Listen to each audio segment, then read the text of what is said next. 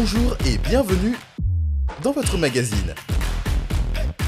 Retrouvez des reportages, des témoignages, des moments d'édification. Tout de suite, c'est ICC Le Mag.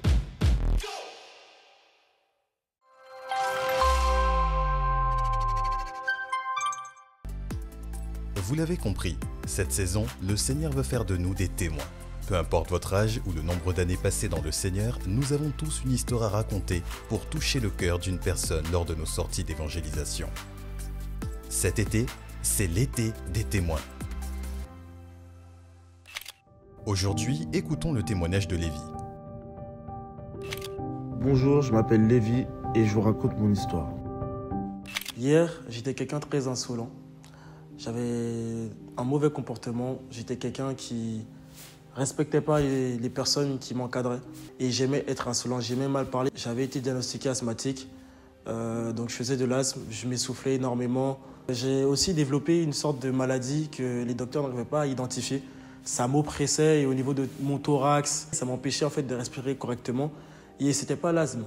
En fait, je sentais quelque chose qui m'oppressait, mon cœur commençait à faire mal. Mais malgré tout cela, j'avais quand même mon mauvais comportement, j'avais quand même cette insolence envers les autres. Je me battais avec n'importe quelle personne, que la personne ait 50 plus que moi ou 2 ans de plus que moi ou le même âge. Et en 2016, j'ai connu le décès de mon père. Donc déjà, au niveau de ma famille, c'était assez compliqué parce que j'étais la source des problèmes. Ma mère, elle devait vivre son deuil, elle devait déjà vivre son deuil. C'est déjà très compliqué pour elle, je l'ai vu pleurer. Et malgré tout cela, en fait, moi, je continuais d'empirer cette situation.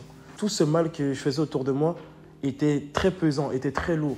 Par la suite, on m'a invité dans une conférence de jeunes à ICC.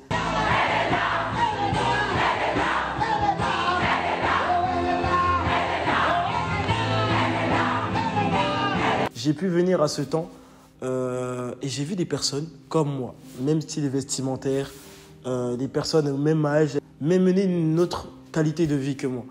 Et en fait, je me suis dit non. J'ai envie de leur ressembler, j'ai envie de faire pareil. Moi aussi, j'ai envie que ça change et je voulais qu'on remarque en fait ce changement. Cette année 2016 était très pesant pour moi parce que moi aussi, on va dire, c'était mon moyen aussi de faire mon deuil. Le fait d'empirer les choses, c'était aussi le moyen de faire mon deuil. Du coup, j'ai vu que les personnes qui étaient dans cette église, les jeunes qui étaient dans cette église, avaient une autre qualité de vie et je voulais les ressembler.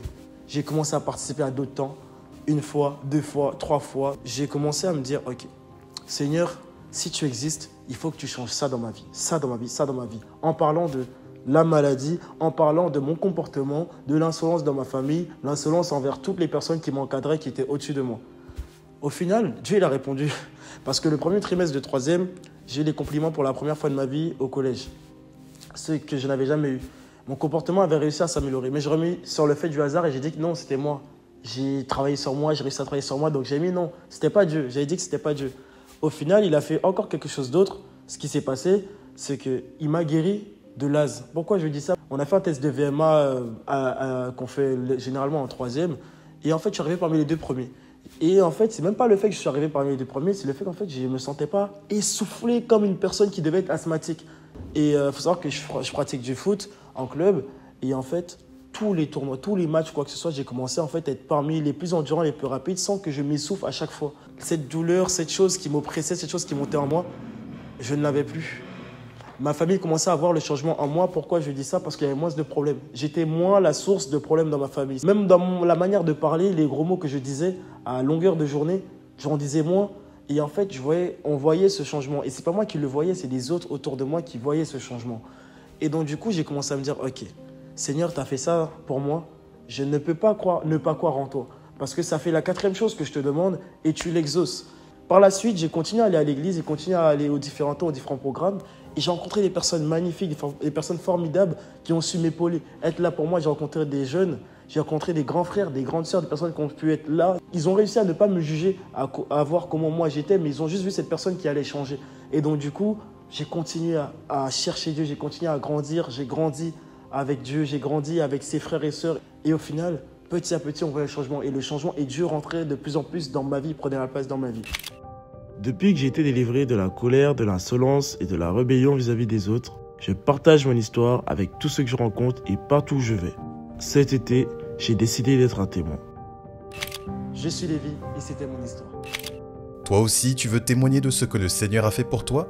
Alors scanne le QR code et partage ton histoire avec nous sur notre plateforme Visitation Divine ou au numéro WhatsApp suivant +33 6 62 10 62 11.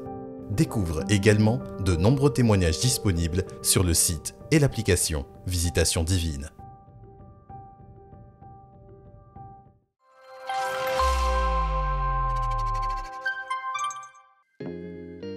Profitez de l'été pour voyager, se détendre et profiter de ses proches, c'est bien.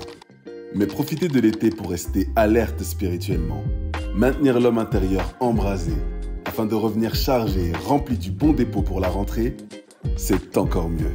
En cette période estivale, nous voulons demeurer dans sa présence.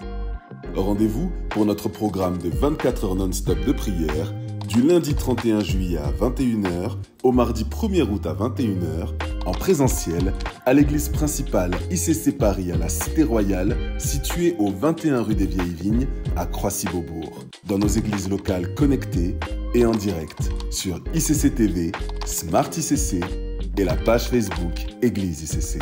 Ne manquez pas ce rendez-vous divin.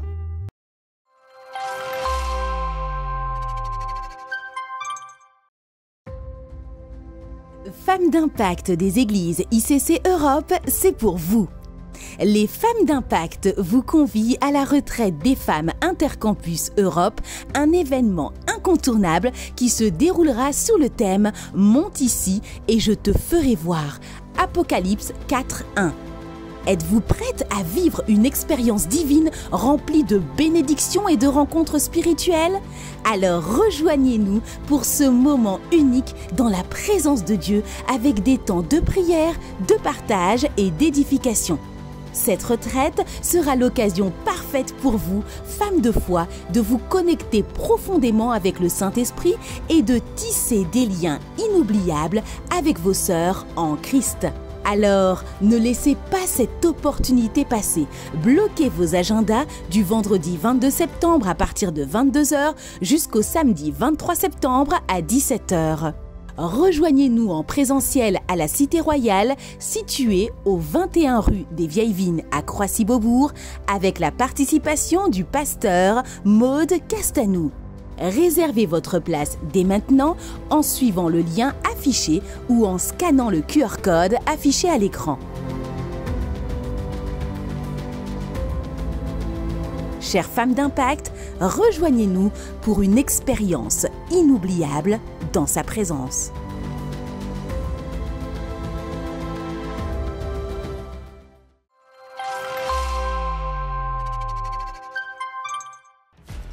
Voilà, c'est tout pour cette semaine. Nous vous donnons rendez-vous la semaine prochaine et nous vous souhaitons un excellent culte.